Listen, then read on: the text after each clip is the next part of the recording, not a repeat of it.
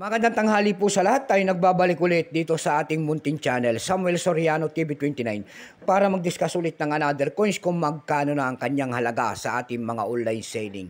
Magandang tanghali po sa lahat ng ating mga kolektor dyan, mga numismatis po. Ayan. Kung saan kayong dako ng mundo po, God bless sa inyong lahat. Maraming salamat lang po sa ating mga subscriber. 1K subscriber na po tayo at taos puso tayo nagpapasalamat sa ating mga subscriber dyan.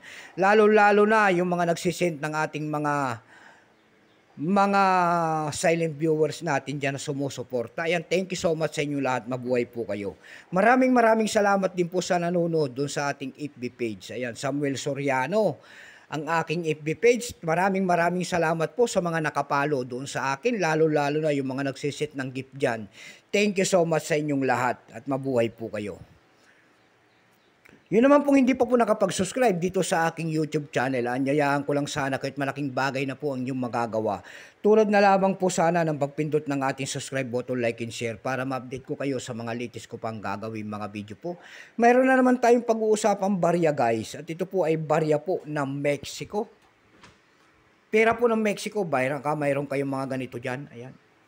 Year 2015 po, ayan, pera po ng Mexico. Ito po ay 10 pesos po kung tawagin sa pera po ng Mexico, 10 pesos. Ayan, baka mayroon po kayo dyan, ayan. Bultuhan po ang bilhin natin sa mga ganitong mga world coins at hindi pa po yan kamahalan. Pero bago yan, tingnan natin ang kanyang presyo sa ating mga online selling at kilalanin muna natin siya. Issue po nito ay Mexico. Period, United Mexican States Republic, 1823 up to date po. Type nito standard circulation coins. Years 1997 hanggang 2023. Value nito 10 pesos Mexico.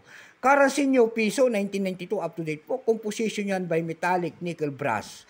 Center in aluminum bronze ring. May bigat lamang itong 10.33 grams. May haba pong 28 mm. May kapal po naman itong 2.3 mm. Hugis po niyan ay bilog. Orientation coin alignment. Number N-591. Reference number KM-161. Ito pong year 2015 ito kung tawagin po ay mo. Ito po ay 9% lamang. Kung ilang piraso naman ang ginawa ng Mexico sa barya na hawak natin, ito po ay 157,406,000 piraso po. May price na po ito dun sa ating numista.com. Ayan, binigyan na po ng presyo. Yung kanyang berry pine ay 39 pesos, extra pine ay 49, almost uncirculated ay 46. Ang circulated po nito ay nagkakahalaga po ng 60 pesos. Tayo naman po ay dumako sa kanyang mga presyo sa ating mga online selling. Tulad ng eb.com po, ayan, pantaindigan po. Doon sa bintahan ng coins ng eb.com, mayroon tayong nakita nagbebenta doon ng $11.95. Nasundan po yan ng $10. Ang pinakamababa po na nakita natin doon ay $5.99. Tayo naman po'y dumako sa Carousel PH.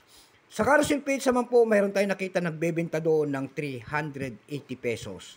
Ayan lamang po ang ating may babaging kanyang presyo. Keep safe po sa lahat and God bless.